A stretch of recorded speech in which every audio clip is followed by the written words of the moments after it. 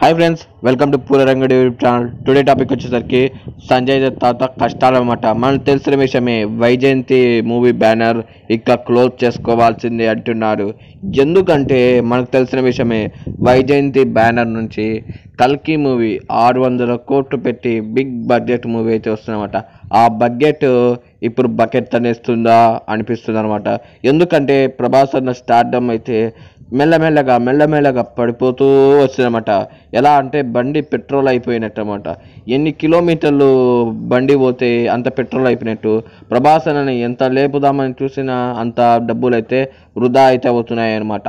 మనకు తెలిసిన విషయమే, గత నెల నుంచి విడుదలైన సలార్ మూవీ 600 కోట్లు షేర్ రాబెట్టి వచ్చిన సినిమా పెట్టుబడి కూడా రికార్డు స్థాయిలో అమలు చేయక సినిమా ఫ్లాప్ అయ్యిందనమాట. ఫ్లాప్ అయ్యింది అని అందరికి తెలుసు, కానీ వాళ్ళు బ్యానర్ వాళ్ళు 700 కోట్లు, 1000 కోట్లు, 2000 కోట్లు రాయడం ఈజీ కాబట్టి గ్రాఫిక్స్లో రాసేసి మళ్ళీ మకాన్ అయితే కొడుతూ ఉన్నారన్నమాట. అవేంటి నమ్మకండి, నేను చెప్తున్నాను కదా, అదే నమ్మండి. ఎందుకంటే ఇప్పుడు మన నాగశ్విన్ కుర్ర డైరెక్టర్ అనమాట. 6 ఏళ్ళ ఎక్స్పీరియన్స్ కూడా లేదు సినిమా ఇండస్ట్రీలో. అటువంటి వాడి చేత 600 కోట్లు పెట్టి సినిమా ఏమాత్రం చేస్తున్నారో అని గుండె లేదంటున్నారు సంజయ్ తాతకి. ఎందుకంటే తెలిసిన విషయమే, 600 కోట్లు అంటే తినక కూరబెట్టి ఎన్నెన్నో సినిమాలు చేసిన వైజయంతి బ్యానర్ వాళ్ళు ఈ సినిమాతో ఒకవేళ ఫ్లాప్ అయితే సినిమాని, ఆ హాల్ని క్లోజ్ చేసుకోవాల్సిందే. ఎందుకంటే బ్యానర్ నుంచి 600 కోట్లు పెట్టిస్తున్నారు మన నాగశ్విన్.